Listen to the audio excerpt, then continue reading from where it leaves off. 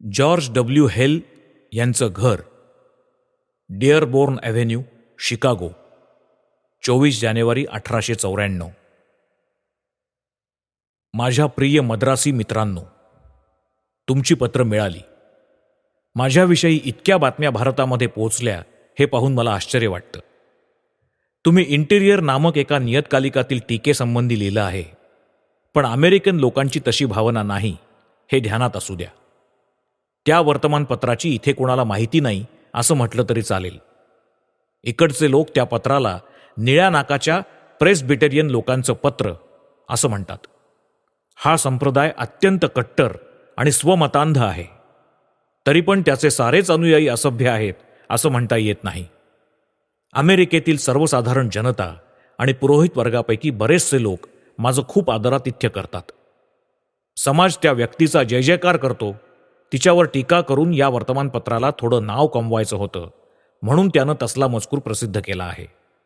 असल्या प्रकारची क्लुप्ती सगळ्या लोकांना माहिती आहे, म्हणून इथले लोक अशा गोष्टींकडे लक्ष देत नाहीत.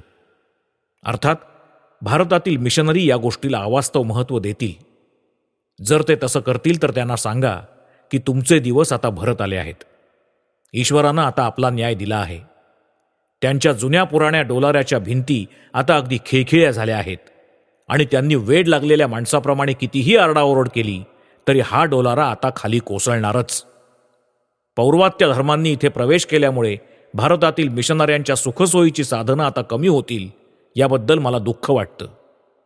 पण त्यांचे जे मुख्य पुरोहित आहेत त्यांच्यापैकी कोणीही माझ्या विरुद्ध नाही. असो, आता ज्या अर्थी मी तलावात उतरलोच आहे त्या अर्थी चांगल्या रीतीने स्नान करून घेईनच. या लोकांच्या समोर आपल्या धर्माचं जे संक्षिप्त विवरण मी वाचून दाखवलं त्याचं कात्रण पाठवत आहे.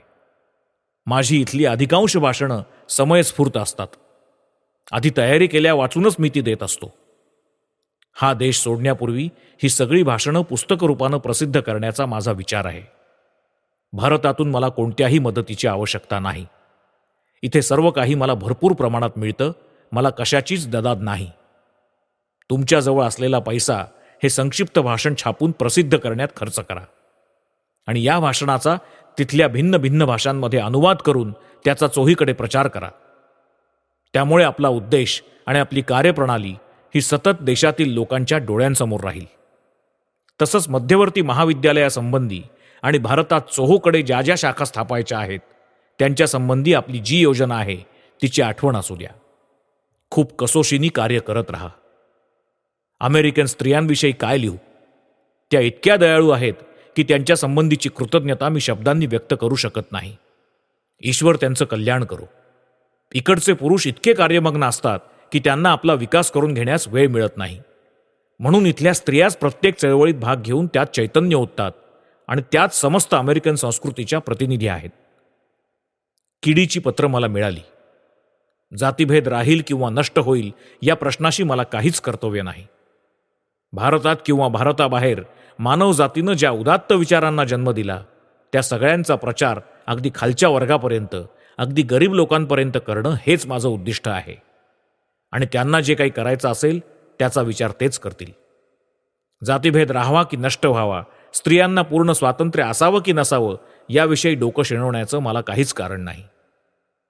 जीवन, विकास आणि सुखशांती या साऱ्यांना आवश्यक अशी एकच गोष्ट आहे आणि ती म्हणजे विचार आणि आचार यांचं स्वातंत्र्य. आणि ते जर नसेल तर मानव म्हणा, मानव वंश म्हणा किंवा राष्ट्र म्हणा, त्यांचं पतन अटळ आहे. जातीभेद राहो की न राहो, एखादी विशिष्ट मतप्रणाली प्रचलित असो की नसो, जी व्यक्ती, जो वर्ग, जी जात, जे राष्ट्र किंवा जी संस्था मनुष्याचा स्वतंत्र आचार विचारशक्तीला वाव देणार नाही ती अन्यायी आहे असं समजावं आणि तिचं अधःपतन झाल्याशिवाय राहणार नाही. अर्थात या स्वतंत्रतेमुळे दुसऱ्याचं अनिष्ट होता कामा नये हे ध्यानात ठेवलं पाहिजे. मला अशी एक यंत्ररचना अस्तित्वात आणायची आहे की जिच्याद्वारे उच्च आणि उदात्त विचार घरोघरी पोचतील. असं झालं म्हणजे पुरुष म्हणा की स्त्री म्हणा, प्रत्येक जण आपापलं भवितव्य आपल्याच हाताने घडवेल. माझ्या जीवनातील हीच एकमेव महत्वाकांक्षा आहे. जीवनातील महान समस्यांसंबंधी आपल्या पूर्वजांचे तसंच इतर देशांचे काय विचार आहेत हे सगळ्या लोकांना कळू द्या. दुसरे लोक सध्या काय करतायत हे विशेषतः त्यांना पाहू द्या. त्यानंतर त्यांचं कर्तव्य कोणतं हे ते स्वतःच ठरवतील. आपल्याला केवळ रासायनिक द्रव्ये एकत्र मिसळायची आहेत. मग त्यांचं स्फटिकीभवन निसर्गाच्या नियमानुसार आपोआप होईलच. दृढ निश्चयाने कार्य करत राहा. चिकाटी असू द्या. तुमचं मन विचलित होऊ देऊ नका आणि भगवंतावर विश्वास ठेवा. आता कार्य सुरू करून द्या. मी तिकडे लवकरच येत आहे.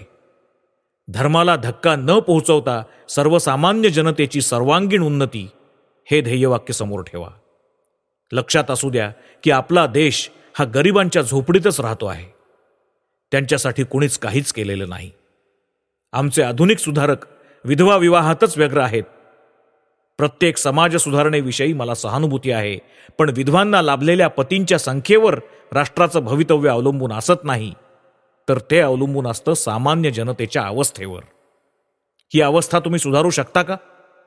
सर्वसाधारण जनतेची उन्नती तुम्ही करू शकता का? त्यांच्या ठिकाणी जी स्वाभाविक धर्मपरायणता आहे ती नष्ट न करता तुम्ही त्यांना स्वतःच्या पायावर उभं राहण्यास शिकवू शकता का?